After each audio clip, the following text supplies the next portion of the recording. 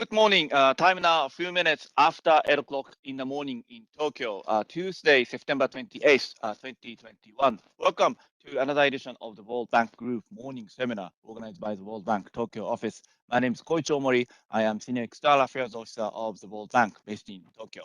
We organize many online seminars introducing how the World Bank is helping the developing countries and the latest report presented by the World Bank Group economists and the specialists. During the month of September, we are running a virtual recruitment mission to hire Japanese nationals. As part of this virtual recruitment mission, currently 13 World Bank positions are posted on our website. Some of our morning seminars in September are aligned with this virtual recruitment mission. Today, we have a pleasure of having Robin Mearns, the practice manager for social sustainability and inclusion in South Asia region, connecting from Washington. Robin is the hiring manager for the social development specialist position among the 13 positions posted as part of the virtual recruitment mission currently ongoing. I would like to introduce very briefly Robin. Robin, how are you? Can you hear me? Thank you, Koichi. I hear you loud and clear, and it's a great pleasure to be with you all today. Great, thank you very much. We'll listen to Robin for the next 30-40 minutes on the social sustainability and inclusion in South Asia region and what the World Bank is doing to help South Asian countries achieve social sustainability and inclusion goals. Following his presentation, I'll read your question. If you did not have opportunities to send your question in advance, please do so even during the seminar using the online form posted on the announcement page for this seminar, or you can simply post your question on the chat section of the YouTube screen. I'll read your questions after keynote presentation by Robin, asking him to respond. So with that, I would like to ask Robin to come in formally to start your presentation. Robin, please. Thank you very much again, Koichi. And again, it's a real pleasure to be with you all today. I hope you can hear me clearly. Okay, very good. And Koichi has set the scene very well, so I think I will just dive straight in. And what I'd like to do is, exactly as Koichi explained, just say a little bit about our work on social sustainability and inclusion in South Asia region. So just to set the scene a little bit, it's an immensely diverse region, South Asia. We have 8 countries, but combining such a wide variety of contexts. We have everything from the highly fragile conflict-affected Afghanistan, huge middle-income countries such as India, to some extent Pakistan, Bangladesh. And then we have many smaller countries, small island states such as the Maldives, Sri Lanka, somewhat larger island, landlocked countries of Nepal and Bhutan. So we have tremendous variety in the geographic settings we're working within, and immense diversity in a social sense as well. So challenging, but an absolutely fascinating region in so many ways. Now, the social sustainability and inclusion practice, the global practice, used to be called social development. About a year ago, we sort of rebranded as social sustainability and inclusion. And essentially, there are 3 pillars to our strategy. And what we're about is supporting communities and the governments that we work with in these 3 areas: social inclusion, social resilience, and empowerment. And they're fairly self-explanatory in some ways, but just to say a word or two about them. Inclusion, it's creating opportunities for all people. And this goes well beyond, for example, questions of poverty targeting. Yes, of course, the World Bank Group is all about achieving the twin goals, eradicating extreme poverty and promoting shared prosperity for the bottom 40% of people in all societies. But in order to achieve that, we have to go beyond poverty eradication, poverty reduction alone. There are many structural barriers to the inclusion of certain groups of people to be able to fully participate in society on the basis of their identity, ethnicity, disability status, religion, sexual orientation, gender, most obviously, among numerous other grounds and forms of discrimination. And so in social sustainability and inclusion, we're all about trying to understand what are these sticky, sort of resistant patterns, often underpinned by social norms and practices that often sustain discrimination against certain groups of people. We need to understand that and understand ways of dismantling some of those barriers to inclusion. Secondly, resilience. Resilience in the face of a wide variety of shocks and stresses, whether related to natural hazards, to climate extremes, or of course pandemics such as the one that we're living through globally at the moment with the COVID-19 pandemic, just to name a few.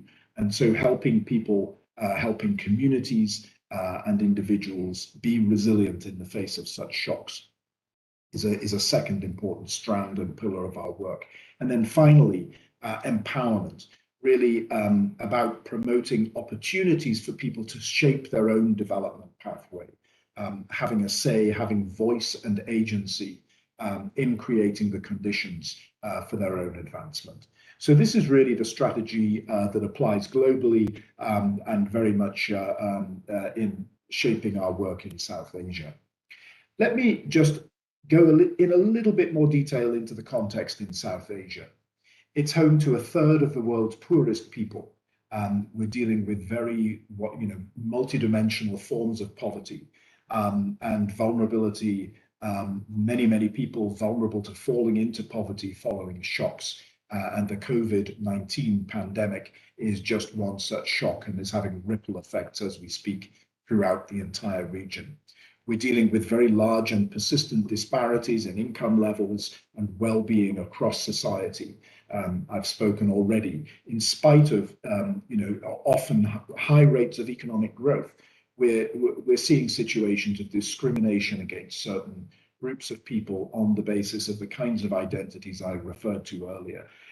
For example, really quite chronically low rates of female labor force participation in most countries in the South Asian context.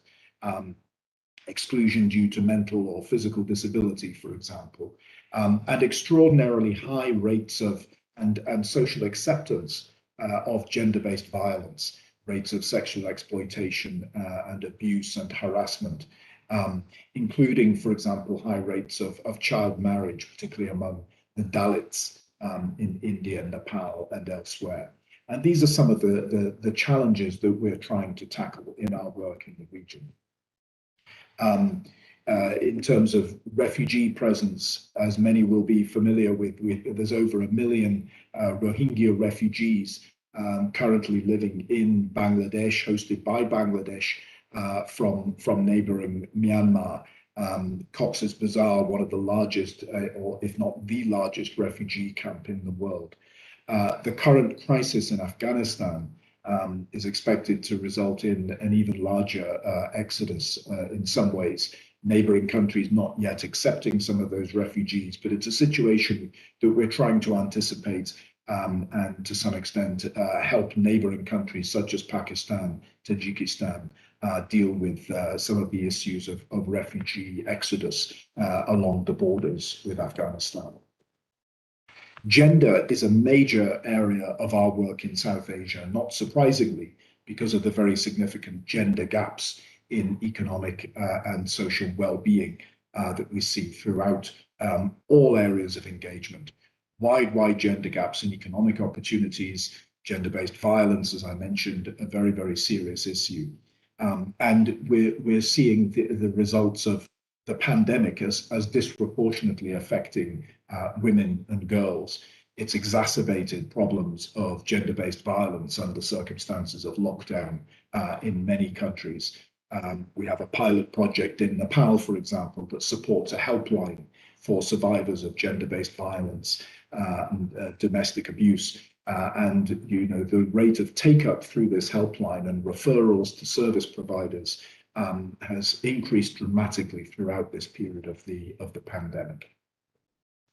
COVID really has brought into sharp relief many of the existing underlying discrepancies and disparities that I've spoken about. And it's just in so many ways blindingly obvious how serious some of these inequities are. COVID, many of those inequities are not new, but COVID has helped to expose them in new and often very startling ways. I've spoken about domestic violence. The situation of migrant workers was fairly horrific to see when India had a very sudden and immediate lockdown, and many migrant workers were essentially left to their own devices to trek, hundreds of miles back to their home villages, of course, carrying COVID with them in many instances. This is part of the context, of course, that we're dealing with and trying to respond to at the moment. So let me say a bit more about what we do in social sustainability and inclusion in South Asia region within the World Bank. We, as a practice group, we're involved in numerous ways. Of course, the bank is primarily a bank lending to governments, but it's a knowledge bank as well. It's about giving advice, bringing the best global knowledge that we can to assist borrowers as they undertake investment projects and policy lending. So we have these two types well, actually three types of lending instrument from the World Bank. One is investment policy lending that finances goods, works, and services involved in realizing certain project outcomes. And then at the other end of the spectrum, we have policy dialogue, development policy financing, which is essentially budget support. It's not earmarked for particular forms of spending, but it's predicated on realizing reforms, policy and institutional actions that advance a particular policy agenda. And we also have a hybrid type instrument called the Program for Results, which is a sort of a combination of both of these elements that's about supporting government's own programs and financing the results that are realized through certain benchmarks against the results, the outcomes of those programs. And so for our work in social sustainability and inclusion, we work with every single project that originates from all of the other global practices, regardless of sector. It could be health, education, transport, energy, agriculture, you name it. We work with all of them in investment lending to apply the social and the environmental framework. And I'll come to that in just a moment. We also engage through policy advisory work on a variety of social policy issues, including ways of closing some of these stark gender gaps that we see in the region, ways of empowering citizens, promoting various forms of citizen engagement, and overcoming some of these sticky barriers to inclusion of all groups to participate in their own development process. And we're also involved in generating research, new evidence, to be able to help advise policymakers on what constitutes good development at the country level. Now, I mentioned the environmental and social framework, and this is as of October 2018.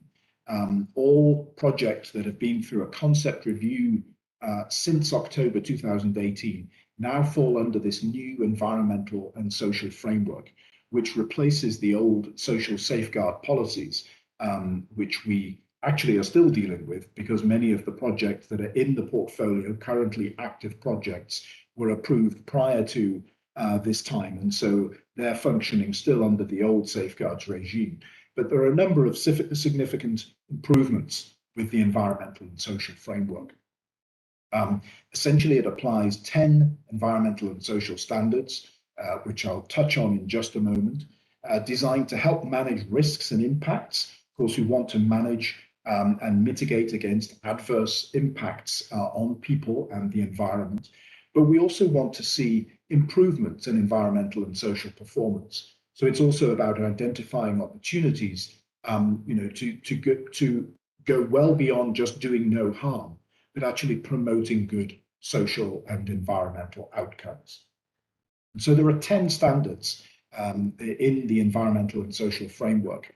Some of these are areas that were already present in some way with the old safeguard policies, such as resettlement and rehabilitation, impacts on forests, for example, impacts on indigenous peoples. But there are some new dimensions to all of this in the environmental and social framework, which we think are a significant step forward, a major advance. And it brings it all together in a consistent and a coherent framework that I think hangs together in a stronger way. It's the first policy on social impact assessment that applies because we used to have the old, it was called OP 4.01, which was essentially around environmental impact assessment. But very explicitly in the new environmental and social framework, we're also concerned with social impact assessment. And it lays out the methodologies and approaches for how to go about doing that. So it's very much an integrated environmental and social assessment and risk management framework. On the social side, it goes considerably further than was ever the case before around explicit protection for disadvantaged and vulnerable groups, requirements to guard against discrimination, an explicit focus on closing gender gaps, on labor and working conditions, on introducing for Indigenous peoples alternative language. In the language of Indigenous peoples isn't always appropriate. And so in different contexts, borrowers may choose to use other terms for historically underserved traditional local communities. But it introduces the notion of free, prior, and informed consent in certain situations. And there are numerous other improvements as well. I won't go into too much detail on this.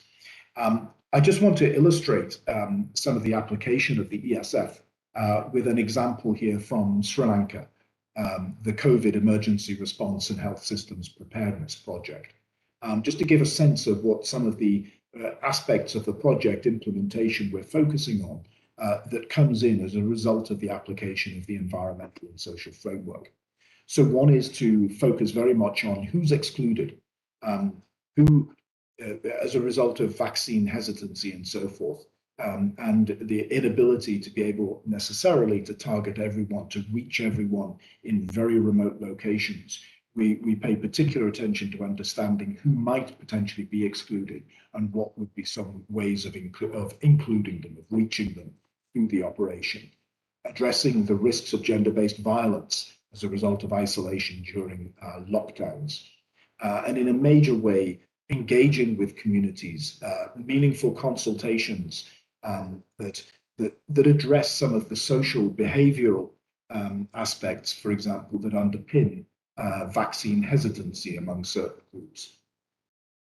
And so just in a little bit more detail on this, the operation has included risk and behavior change communication campaigns, targeting particular vulnerable groups and their concerns to be able to address misperceptions and overcome vaccine hesitancy. Engaging communities through a wide variety of types of consultation. And then the grievance management system, which is a requirement under all bank-supported projects. But in this case, it's evolved into a national platform that will apply right across the health system. And it's not just specific to this project. And we think these are major steps forward that would arguably not have happened without the application of the ESF. We also have projects that we lead and manage ourselves. We have our own portfolio in South Asia. Many of these fall under the rubric of community-driven development, devolving control over resources and decisions to groups at the community level or as close as possible to the community level, and often financing and investing in the priority needs that communities face. Basic needs around clean water, rural roads, schools, health clinics, support for micro enterprises, and so forth. And we have a number of these in many of the countries in the region. Unfortunately, in Afghanistan, we had some of the most well-developed programs in Afghanistan under the Citizens Charter program, with actually remarkable success over the last 10, 15 years or so. It's been through a sort of a learning phase. Unfortunately, I say, because this is actually on pause at the moment. We don't have the authorizing environment to continue operating at the present time in Afghanistan. but we hope we may be able to return to that stage in the future. Another example from Bangladesh, we have a project, the Low Income Community Housing Support Project, that's improving living conditions and housing conditions for residents of low income slum settlements, often in highly precarious situations on the edge of river floodplains that are constantly shifting and moving. And these are opportunities where the communities themselves identify their most pressing social and infrastructure projects. The financing plans are based on those community priorities, combined with support for income support and housing finance for low-income households, so that they can make improvements in their own homes and living conditions. And we're seeing some quite impressive results. We have some nice stories that are available online, visual stories telling the impact of this particular project. So that's one we're quite proud of. On gender, this is a major area of engagement for us, as I've mentioned earlier. It's a major area of engagement for the bank as a whole. And in fact, under our corporate commitments on gender, the target is that at least half, actually 55% of all bank projects of bank lending should be gendered in various ways. In other words, that it explicitly seeks to close gender gaps, and that there are measurable impacts on closing gender gaps, and that these are reported on in the results frameworks of those projects. Now, that's the corporate target. In South Asia region, for us, the target is actually 100%. You know, what we aim to do is to make sure that everything we do is gendered in important ways. So last year, for example, we achieved 95%. It's very hard to literally deliver on 100%, however hard you try, but we were successful in delivering 95% of all projects, both investment lending and policy lending, and the program for results that I mentioned earlier.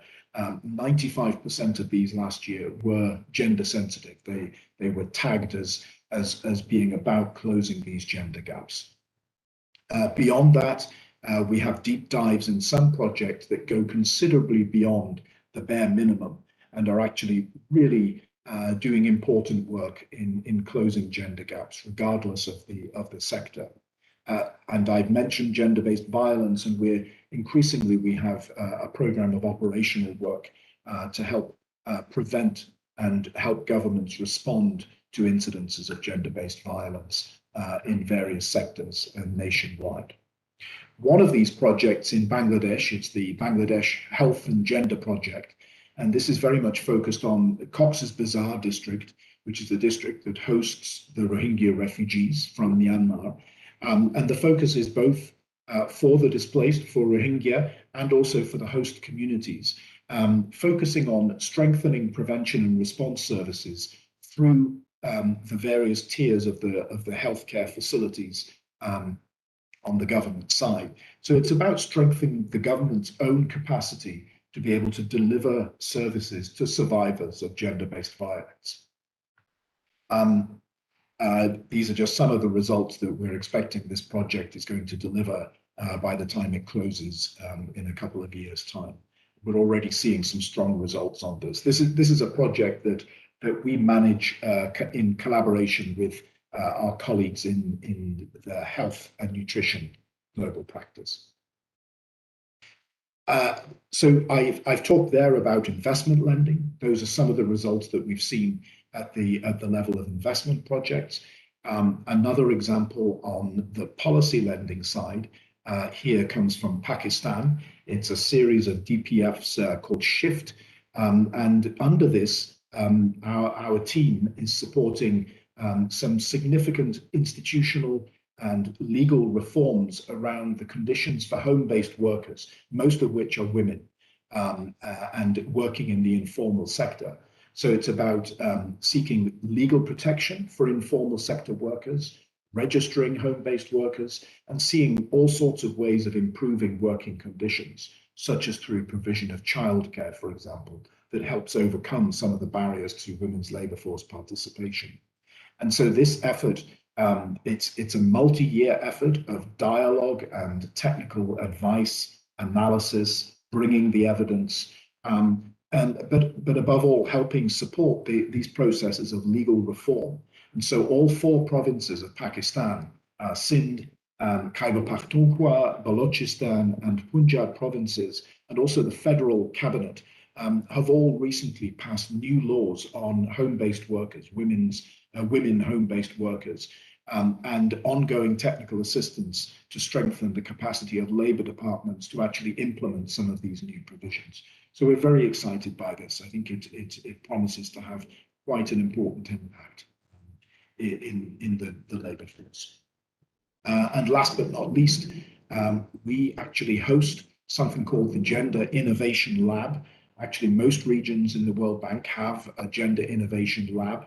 And essentially, it's a research and analytics program, primarily about understanding what works in closing gender gaps across the various sectors in which we work.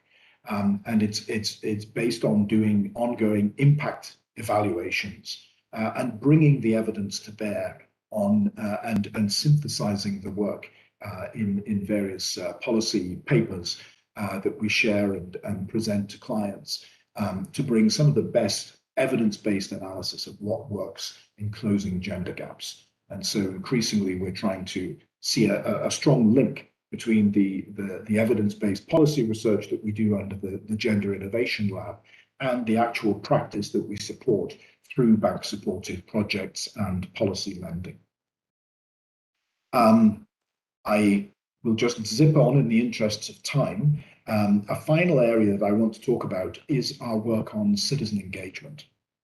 Now, citizen engagement has always been an important area of engagement for social development, but it's brought into much sharper focus now with the environmental and social framework.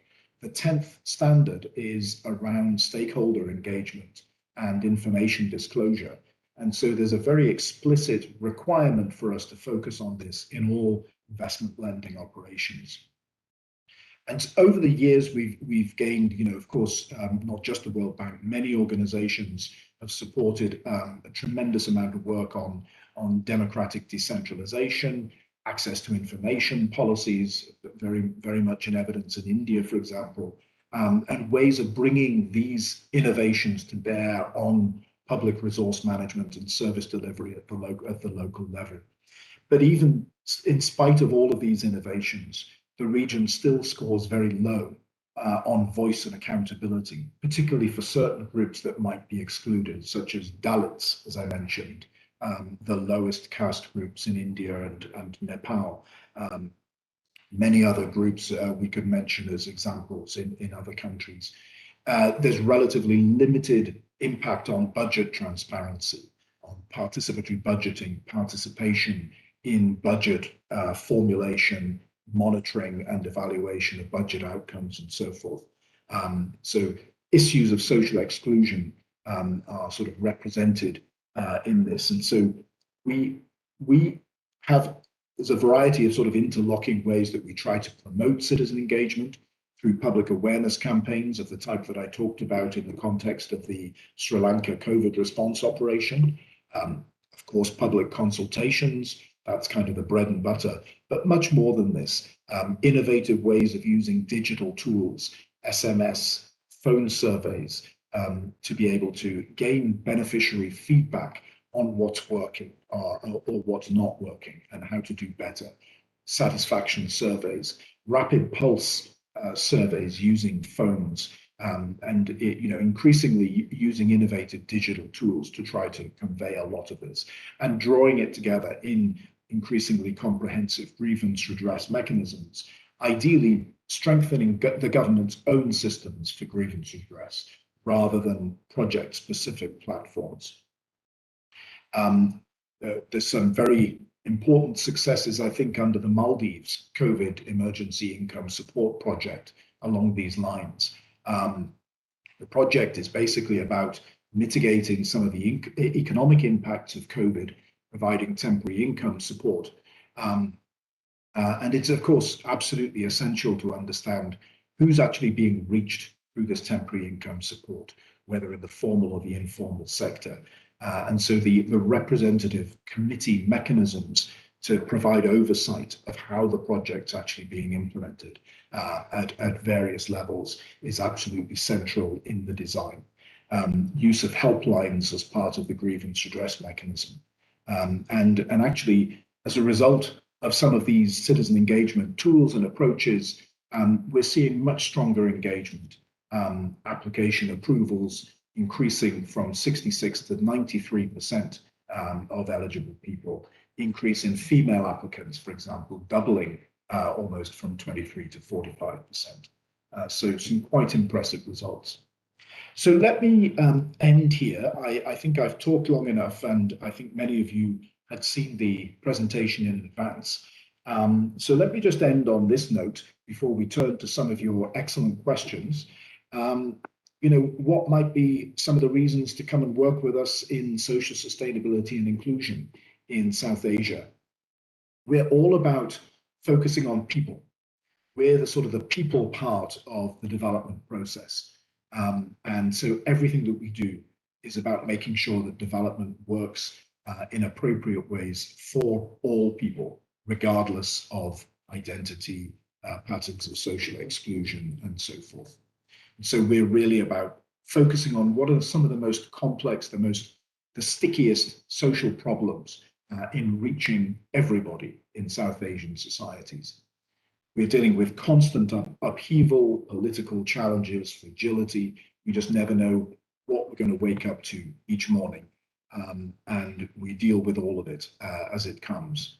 We work as teams. We collaborate with everybody across all the other global practices that are represented, and of course with development partners, with civil society organizations in the countries we work with, even though it's actually a bit challenging at the moment with these remote forms of engagement as a result of COVID. It makes some of that engagement with other partners, as well as with country clients and civil society, quite challenging, but something that we still aim to do the best possible job that we can. So if these are the sorts of things that interest you, then do consider applying to come and work with us. Let me stop there, Koichi. I hope I haven't talked for too long, and looking forward to getting into some of the questions.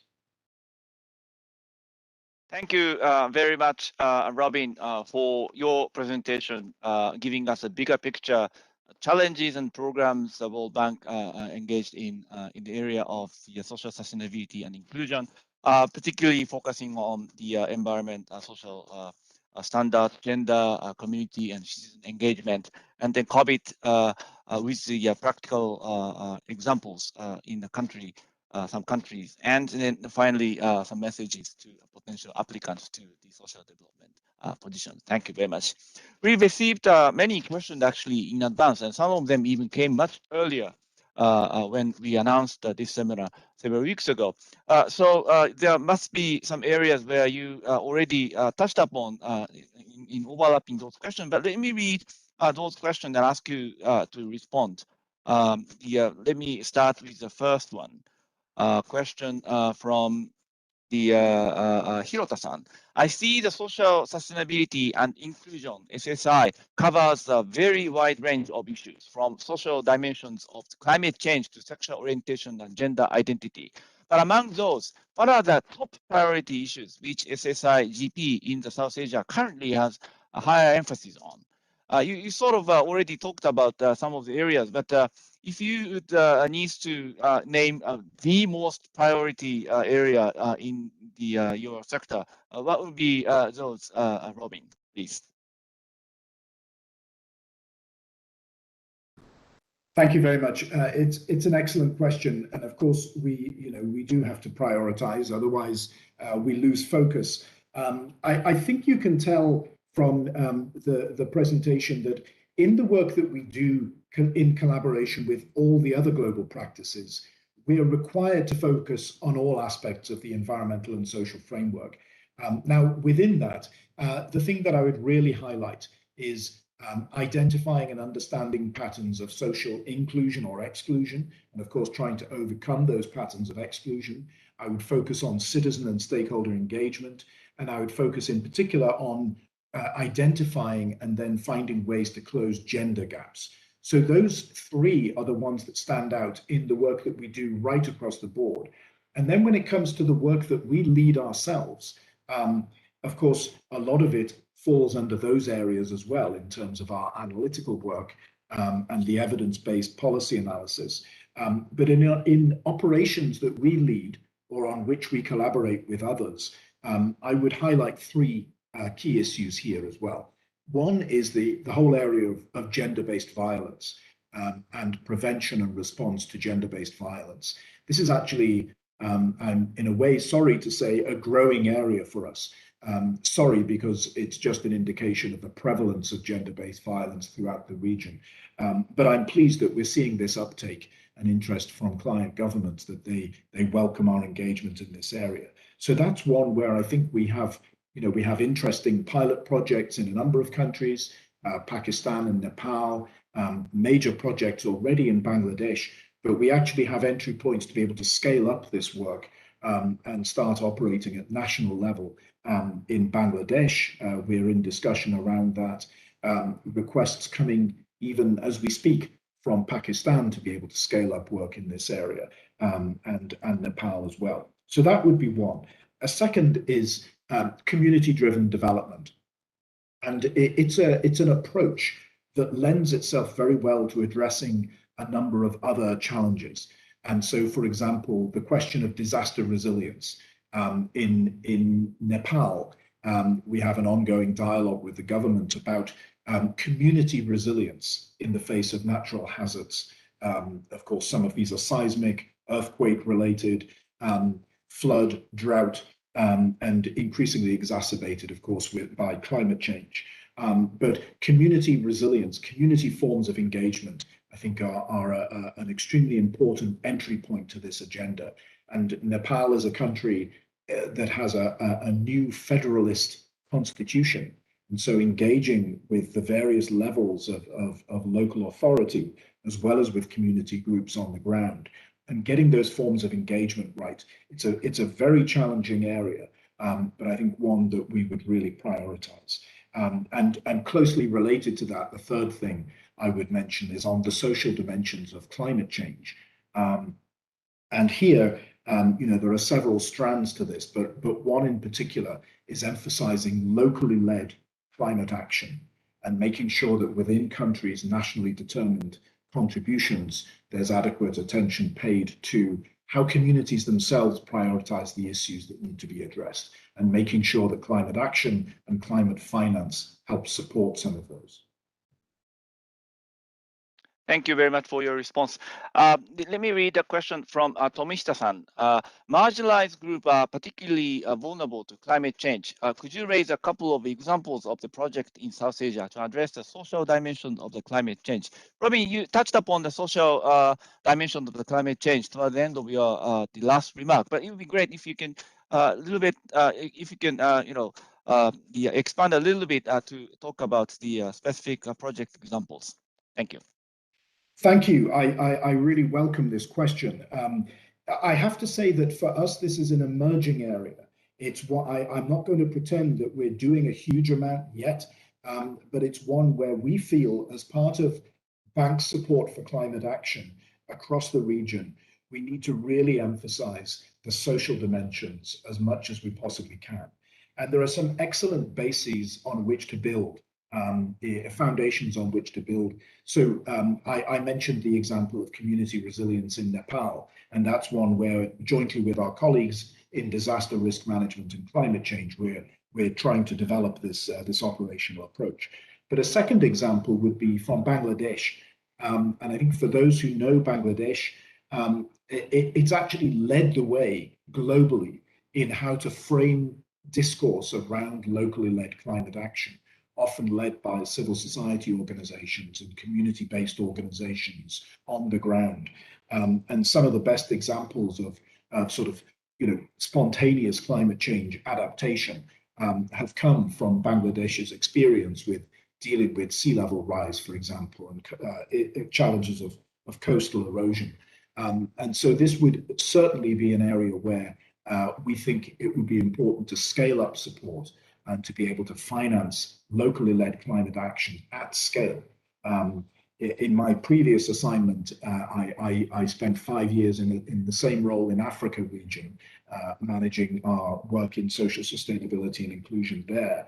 And actually, Kenya has emerged as an important leader in this space, where Kenya is showing how to finance, how to structure programs that finance locally led climate action, but at scale. And so I think there could be some important regional cross-learning to do there. And then, excuse me, a third area or example that I would highlight, but again, it's something that we're just really beginning to discuss in a bit more detail, and that's the question of just transition. In other words, as countries decarbonize, they move away from, for example, coal, exploiting coal, other sort of dirty energy production.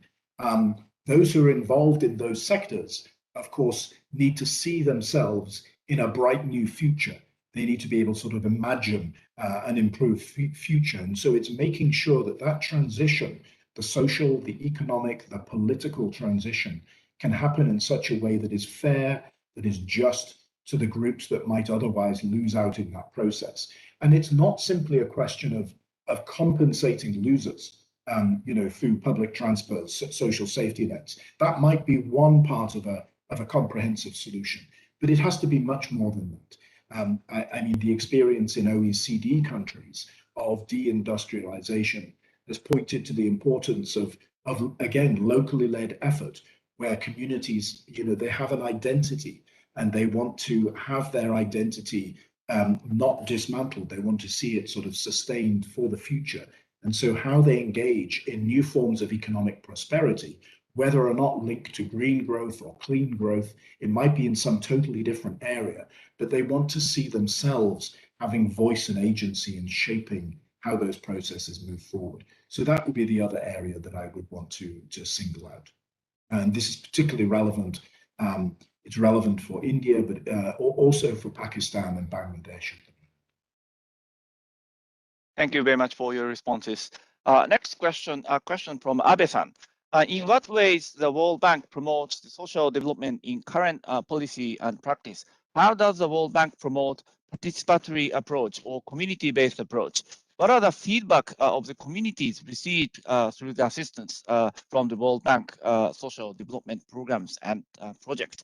Now, you already talked about the civic engagement and community programs, but I would like to ask specifically on the last part of this question as to the feedback from the communities received, the communities who received the assistance from the World Bank in this regard. Thank you. Again, it's an excellent question, and it's a hard one to answer in general terms. Very hard to generalize, and just with any program, I think the quality of the feedback is, that it's good feedback if it's also hard hitting.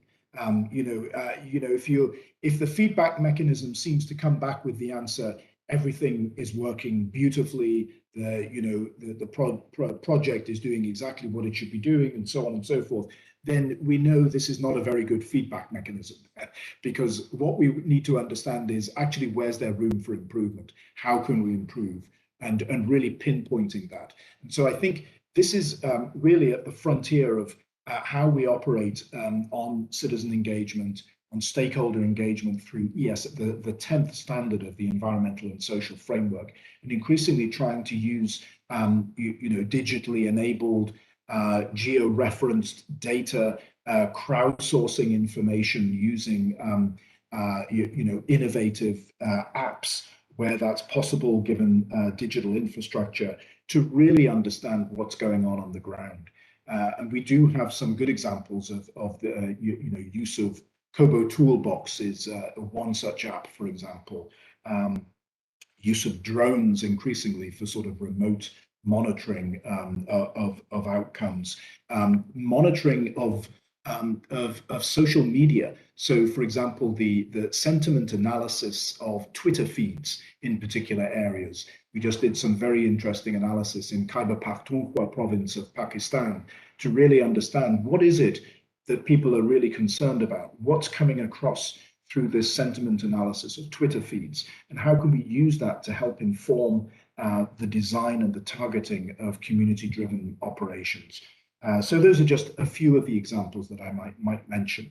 So it's going to be a mix. We want positive but also negative feedback, because if you don't get that constructive feedback, you don't know how to do better. Thank you for your responses.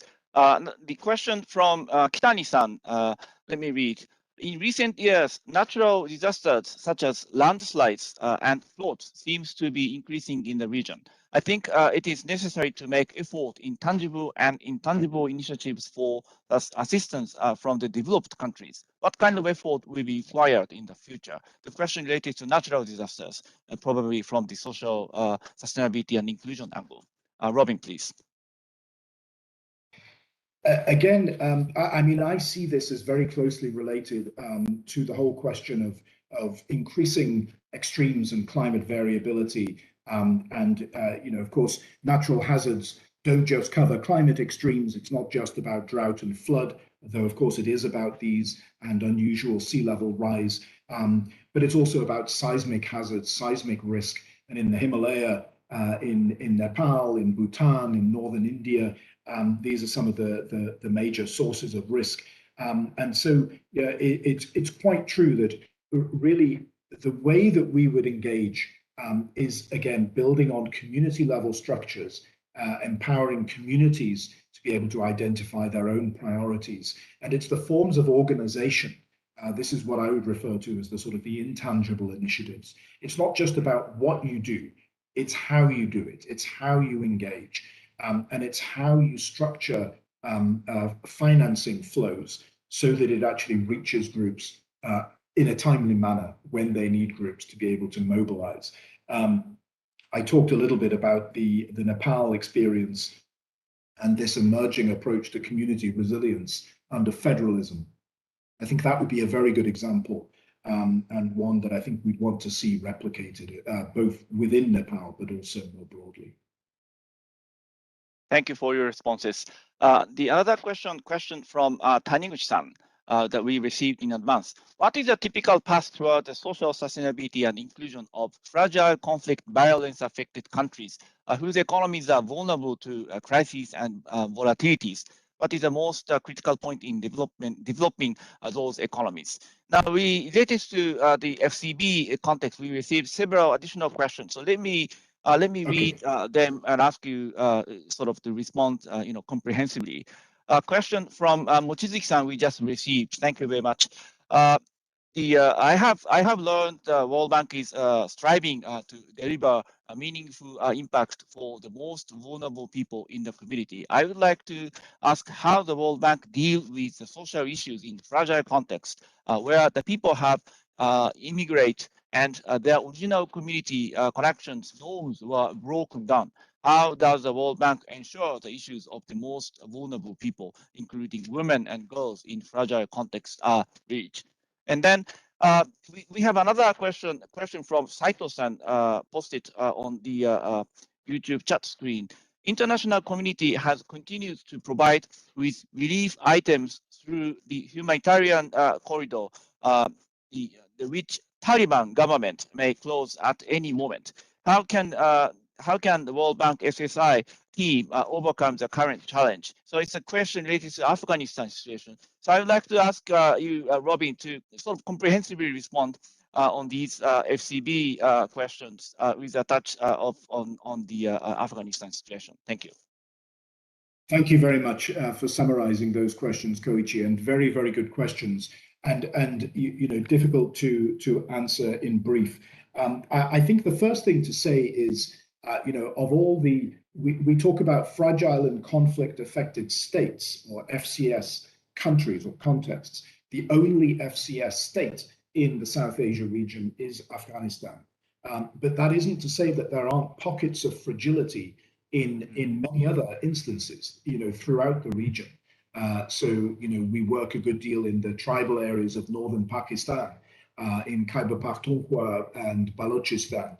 These, I think it's hard not to characterize these as also fragile contexts in which there could be incipient conflict at different moments. Similarly, in northeast Sri Lanka, the legacy of the Tamil the civil war from some time back is still very raw, and actually it's the legacy of that civil war that and those elements of fragility that still underpin certain patterns of social exclusion to this very day. And so, the onus is on us to really try to understand as best we can what are some of the perhaps there's still some current drivers of fragility. I could mention a third example, which would be from the Maldives, where youth who are out of work and lacking in economic opportunity are often too liable or sort of susceptible to radicalization. And so we can even see through unemployment of young men in the Maldives, potential drivers and sort of flashpoints of potential fragility. So I think the short answer is that there is no typical pathway. There's never going to be a typical pathway. I mean, in my former assignment, I was covering countries like South Sudan, Burundi, the Democratic Republic of Congo, and you just see cycles of violence that persist over decades. And yet, I think what emerges as a key priority for the forms of engagement that we're involved with from social sustainability and inclusion is, again, the importance of engaging at the community level and finding ways through policy of empowering community engagement, or finding ways that governments can themselves engage with communities on the ground. And this will, it'll take very different forms in different contexts, but it's all about understanding where are the opportunities, who needs to be reached to be able to address the specific needs that they're facing at a given point in time, and preventing, for example, radicalization. It's really about, in situations of armed conflict, giving alternatives for youth to picking up a gun and being rewarded essentially, or being enabled to extort rewards, rent from society. If there are meaningful alternatives that are offered that seem to offer a brighter future, a better pathway, then that's something that's worth supporting, and finding what those might be in different contexts. So often through various forms of community engagement, livelihood support, and so forth. These are some of the best ways that we can engage. And it's true that, of course, you can see major regime change, just as we've seen in Afghanistan, that can apparently sort of wipe away perhaps some of the gains that have been made. But I firmly believe it doesn't wipe it away entirely. Now, currently, we're sort of on a pause with Afghanistan. We need to see how what the internal and the external authorizing environment for us to engage is going to be, and that is just not clear at the moment. So I can't really comment further. But I firmly believe that the kinds of investments that have been made, for example, through the Citizens Charter program, will have had some lasting benefit. It's not all for nothing. So I hope that's at least a partial answer to those very good questions. Thank you, Robin. Because of the interest of the time, let me read the 3 questions as a group and ask you to respond comprehensively. I know it might be a little bit difficult, but let me try asking you. And then after that, I will ask another set of questions asking you to give the final remarks related to the position that you are now hiring, as part of our recruitment, the mission. So questions, 3 questions. First one, question from Shibuki-san. Could you tell us what is the pro and cons of the civil inclusion dialogue procedure in urban planning and large-scale infrastructure planning, such as right of way, ROW, and environment dialogue and new residence area development or railway road construction? Some may say it is essential process in order for the governments to proceed. Others may say it is only a justification to make a difficult decision making for the society. So that's one set of questions, infrastructure and the social dimension. And the next question from Ida-san. The government, citizens, and NGOs may not always have the same view on the social issues. How does the World Bank work with the human rights and environment NGOs? The another set of the broader question on the human rights and the environment NGOs and how the World Bank is dealing with those elements. Thirdly, the question from the anonymous participant. Thank you very much for sending your question always. While focusing on prevention and responses to the gender-based violence, how does the World Bank collaborate with other organizations to improve the systems for the punishment of criminals? The question perhaps would be rather on the how the World Bank is partnering with the other international organization or bilateral agencies in response to the gender-based violence activities.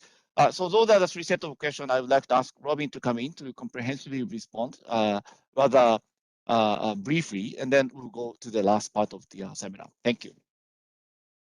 Thank you. I will do my best. It's hard to be both brief and comprehensive at the same time, but I think the first question, if I caught the question correctly, it was really, it was around sort of the pros and cons of engaging in infrastructure development, particularly in urban settings, for example, where governments may be keen to clear a right of way. It could be, around any linear infrastructure. It could be a rail line. It could be a canal through an urban area. It could be roads. It could be, sort of upgradation of public spaces and so forth. I think the pros and cons. The con is that all too often governments are displacing people without adequate compensation, without informing them, without giving them opportunities to engage, to express their priorities and so forth.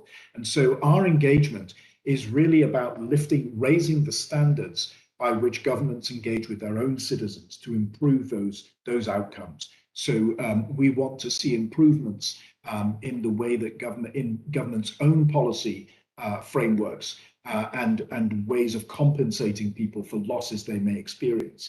But it goes beyond that. It's also about, for example, engaging in urban spaces is very often, we see a vibrant street economy. People are making a living for themselves, literally living it out on the pavements. And you have, all sorts of micro enterprises, tiny informal enterprises. And this is part of the urban fabric. It's a way that many people sustain their living and so forth.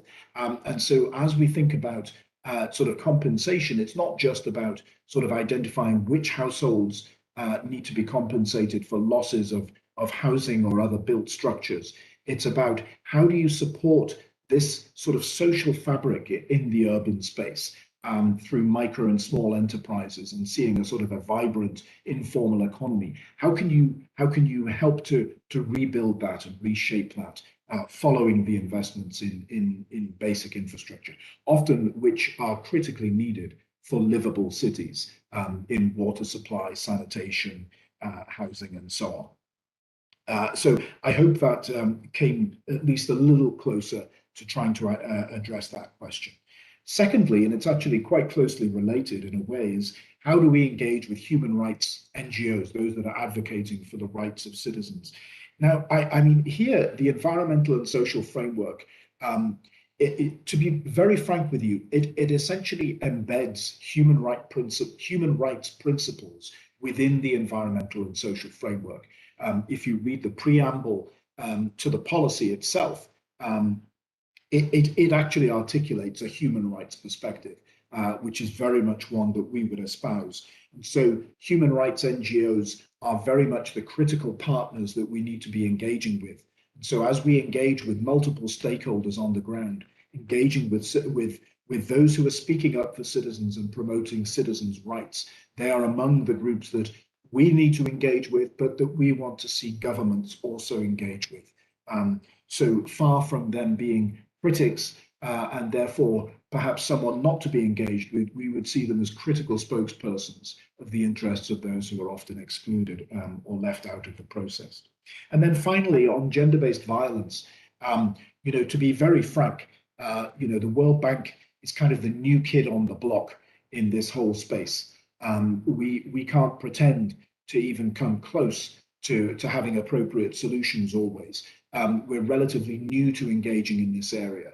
We went through, in fact, I personally went through a series of fairly scarring inspection panel cases in Africa region, in Uganda, in the Democratic Republic of Congo, where we didn't do a good enough job in our projects of protecting those women and girls, usually women and girls, who were being abused, often by project workers under bank-supported projects. And so as a result of that, we've developed a whole series of mechanisms, policies, approaches, and good practice. And the most important point I want to make was two. One is that we work with other partners. So we always work hand in glove with UNFPA and with some of the other key UN agencies who are often the most important actors in this space, together with other NGOs and service providers.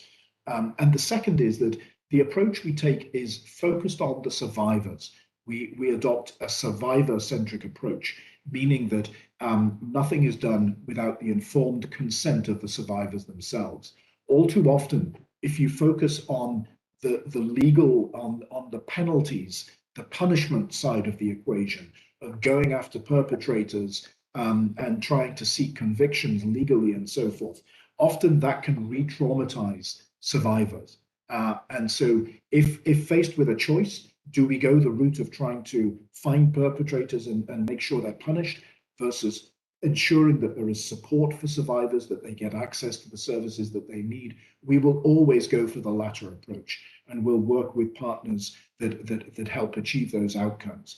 But having said that, there are situations where I think we've had some quite good experience helping build government systems, often local government systems, and strengthening their ability to work on the enforcement and the justice side of the equation. In Western Uganda, we had a very interesting project that actually achieved some quite important results in that regard, but never at the expense of supporting survivors and focusing on their needs first. Thank you very much. Before wrapping up our seminar, I would like to read two questions related to the position that you are now hiring as part of the recruitment, the mission effort, and then ask you to give us the final remarks, to close the seminar. Actually, we received several questions related to the position that you are now hiring, but the first one is about the team. How many team members you have in your team? You are sitting in Washington, D.C. How many people you have in Washington? And you have 8 countries in the region. How many people are sitting in the region? And how do you communicate among yourselves and then to maximize the teamwork among the experts in the team? That's one. And the second question is this. I'd like to ask a hiring manager what your expectations are for the advertised post of the position of the social development specialist, and what skills you particularly look for in a candidate besides and among what's written in TOR. So if you, in the final remarks, give some hint on that point, together with a bit of a description of how your team is operating. And then final messages to the stakeholders in Japan and audience of this seminar. And then we wrap up our seminar. Robin, please.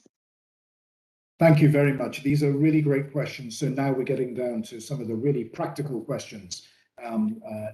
So let me say first that we have 2 units for social sustainability and inclusion in South Asia. I manage one, and then a colleague, Kevin Tomlinson, manages the other.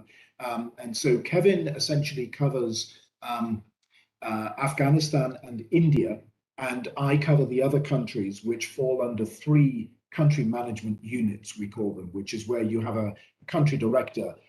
So Pakistan is one single country management unit, as is India, as is Afghanistan.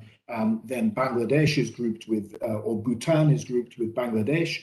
And then the third one that I cover is Nepal, Sri Lanka, and the Maldives. So that's a very diverse sort of multi-country CMU. Now, in each of our units, we have between the two, we have about 25 to 30 people in each unit. Now, we have many more consultants than that, but that's the staff complement. So we have essentially about 60 staff in total. And there are some things that we need to do at the regional level, and we coordinate very closely. And then other things are very much more focused on particular country programs. And so that determines who reports to whom. And so we have teams of people who are based in the country offices. Usually, it might be 4, 5, or 6 or so people, maybe more in the bigger countries, of course, like India, very large team in India. And so we have the country office-based teams. We have some specialists based here at headquarters in Washington. We have some staff in some other regional hubs in Bangkok, for example. And the question is, how do we mobilize the right kind of support to support the country clients and the teams on the ground, just depending on their needs? So it's quite a sort of a fluid and a kind of distributed level of leadership. So we also have kind of lead specialists and cluster leaders in different areas, one for gender, one for the social risk management, ESF kinds of questions, citizen engagement as well, and then the operational side of what we do within SSI. So it's just a little bit of an insight into how we're organized. Now, the other part of the question, I think, was what skills we would be looking for in people that come to join us in SSI as social development specialists. And the short answer to that is it's a combination of, on the one hand, technical excellence in the field, and so all the areas of engagement that I've talked about, having technical experience, training, background, preferably across multiple regions in these areas, and preferably in South Asia to some extent, though it doesn't have to be. So technical excellence, that goes without saying, and the experience in the areas that I've talked about. But the other side of it is what we often call the soft skills. And to be honest with you, these are equally important, if not in some ways even more important than the technical skills. And by soft skills, what I mean is excellent communication skills, ability to engage with a wide range of people, country clients, obviously primary beneficiaries of programs that we're engaged with, communities on the ground, development partners, senior government officials, the ability to sort of, pitch your, what it is that you have to say, pitch your message to suit the audience. That's one. A second is around teamwork and collaboration. Everything that we do is a question of teamwork and collaboration, and working collaboratively with clients to identify solutions. So a collaborative approach is absolutely essential.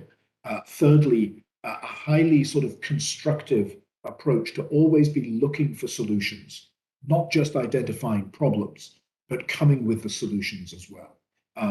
And together with that, kind of a can-do attitude, a sort of a level of positivity that really helps energize people and galvanize people around a set of common interests and delivering solutions. So that's what I would say we're looking for. Thank you very much, Robin, for your responses to the question that we received. We had a pleasure of having this morning Robin Mearns, the practice manager for the social sustainability and inclusion for South Asia region, connecting us from Washington. Robin, thank you very much. Thank you very much, Koichi, and thanks to all the audience. I'm sorry that I can't see you or see how many people are connected, but I hope this was at least some use to you, and I certainly enjoyed having this opportunity to engage with you. Thanks so much. Thank you very much. We have another morning seminar this week. Elgis Islamaj from the Office of the Chief Economist for East Asia and the Pacific region will discuss the latest edition of the East Asia Pacific Economic Update, which is a half-yearly regional economic report. The report is being launched or already launched today, and the regional launch event will be held virtually at 10 a.m. tomorrow in Japan Standard Time, connecting Washington and East Asia and Pacific countries, including Japan, featuring Manuela Ferro and Aditya Matu. But the team kindly agrees to have another separate presentation for the stakeholders in Japan, and we are going to deeper with Elgis, who is the main author of the report. And this is going to be held at 8 a.m. Friday, October the 1st in Japan Standard Time. With that, once again, thank you very much for tuning in. Stay safe, stay healthy, and see you next time. Thank you very much.